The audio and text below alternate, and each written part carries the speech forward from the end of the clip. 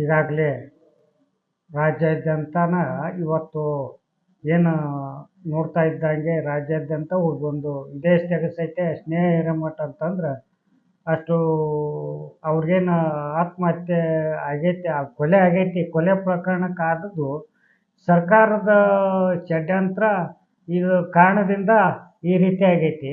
ಈ ಸರ್ಕಾರ ಇದಕ್ಕೆ ಬಿಗಿ ಬಂದೋಬಸ್ತ್ ಎಲ್ಲರಿಗೆ ಒಂದು ಕಡಿವಾಣ ಹಾಕಬೇಕು. ಎಲ್ಲ ಒಂದು ಯುವಕರಿಗಾಗಲಿ ಯಾರಾಗಲಿ ಬೇಕಾದವರಾಗಲಿ ಯಾರೆಲ್ಲ ಏನು ಮಾಡಿದ್ರೆ ನಡೀತೈತೆ ಅನ್ನೋ ಲೆಕ್ಕದಾಗ ಇದು ಒಂದು ಹೊಂಟ್ಬಿಟ್ಟೈತಿ.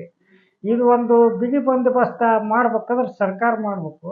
ಸರ್ಕಾರ ಅಲ್ಲಿ ಕುಂತ್ಕೊಂಡು ಯಾವುದೋ ಒಂದು ಈ ತನಿಖೆ ಆಲಾರ್ದ ಹೇಳಾರ್ದನ ಒಂದು ಹೇಳಿಕೆ ಕೊಡೋದು ತಪ್ಪು ಅಂತ ನನಗೆ ಭಾವನೆ ಅನಿಸುತ್ತೆ. ಯಾವುದೋ ಒಂದು ಹೇಳಿಕೆ ಕೊಟ್ಟರು, ಮುಖ್ಯಮಂತ್ರಿ ಆಯಿತು, ಇವತ್ತು ಗೃಹ ಸಚಿವರಾಯ್ತು, ಇವತ್ತು ಯಾವುದೋ ಒಂದು ಹೇಳಿಕೆ ಕೊಟ್ಟರು ಸಚಿವಾಗಿ, ಈಗ ನಮಗೇನು ಅದ್ರ ಏನು ನಡೆದೈತಿ ಏನು ತೆಗೈತಿ ತನಿಖೆ ಮಾಡಿ ನಾವು ನಿಮ್ಗೆ ಯಾವುದೋ ತನಿಖೆ ಮಾಡಿ ಅದಕ್ಕೆ ಇದು ಮಾಡ್ಕೊಂತ ಮಾಧ್ಯಮ ಕೇಳೋಂಥ ವ್ಯವಸ್ಥೆ ಆಗಬೇಕು. ಇವತ್ತು ಅದು ಇಲ್ಲ, ಅದು ವೈಯಕ್ತಿಕ ಅದು ಇದು ಅಂತ ಹೇಳಿದರು. ಅದು ಮತ್ತೆ ಇಕ್ಕಟ್ಟು ಅವ್ರು ಪರಿಶೀಲನೆ ಮಾಡಿದಾಗ, ಅವ್ರು ಬಂದು ಹೋದಾಗ, ಅವ್ರು ಭೇಟಿ ನೀಡಿದಾಗ, ಇವ್ರೇನು ನಿರಂಜನ್ ಹಿರೇಮಠ ಅವ್ರ ಮನೆಗೆ ಭೇಟಿ ನೀಡಿದಾಗ ಮಾತ್ರ ಸತ್ಯ ಅವ್ರಿಗೆ ಗೊತ್ತಾಯಿತು. ಈ ನಿಮಗಾರ ಸತ್ಯ ಗೊತ್ತಾಗೈತಲ್ಲ.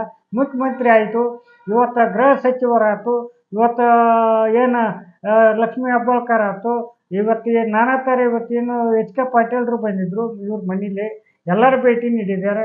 ಹಾಗೆ ಇವತ್ತು ಮುತಾಲಿಕ ಅವರು ಭೇಟಿ ನೀಡಿದ್ದಾರೆ, ಬಸವನಗೌಡ ಯತ್ನಾಳ್ ಅವರು, ಇನ್ನೂ ಅನೇಕ ನಾಯಕರು ಬರೋದಿದ್ರೆ ಚುನಾವಣೆ ಇವತ್ತು ಸಂದರ್ಭದಲ್ಲಿ ಬರೋದು ಆಗಿರಕ್ಕಲ್ಲ, ಇನ್ನು ಬಂದು ಭೇಟಿ ಆಗ್ತಿರ್ತಾರೆ. ಹೋರಾಟ ಇನ್ನೂ ದೊಡ್ಡ ಮಟ್ಟದಾಗಿ ಇವ್ರ ಬಗ್ಗೆ ಹೋರಾಟ ಆಗಬೇಕು. ಸ್ನೇಹ ಇವತ್ತು ಏನು ಅವ್ರಿಗೆ ಕೊಲೆ ಆಗೈತಿ, ಅವ್ರಿಗೆ ಆತ್ಮಕ್ಕೆ ಶಾಂತಿ ಸಿಗ್ಬೇಕಂದ್ರೆ ಇವತ್ತು ಏನಾಗುತ್ತೆ ಅಂದ್ರೆ ಒಂದು ಗಲ್ಲು ಶಿಕ್ಷೆ ಆಗಬೇಕು ಅಂತ ನಾನು ಈ ಮಾಧ್ಯಮ ಮೂಲಕ ರೈತ ಸಂಘದ ರಾಜ್ಯ ಉಪಾಧ್ಯಕ್ಷ ಅಂದಪ್ಪ ಕುಳ್ಳೂರಾಗಿ ನಾನು ಈ ಮೂಲಕ ಹೇಳ್ಬೇಕಾಗುತ್ತಾ.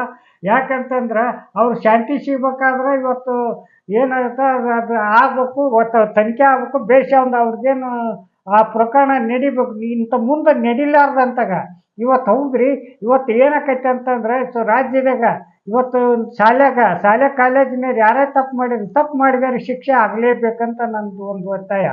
ಇದೇ ರೀತಿ ಇದು ಈ ಮುಂದೆ ನಡಿಬಾರ್ದು. ಸ್ನೇಹ ಇದರಲ್ಲಿಂದನೇ ಕೊನೆ ಹಂತ ಆಗ್ಬೇಕಂತ ನನ್ನ ಅಭಿಪ್ರಾಯ ಐತಿ.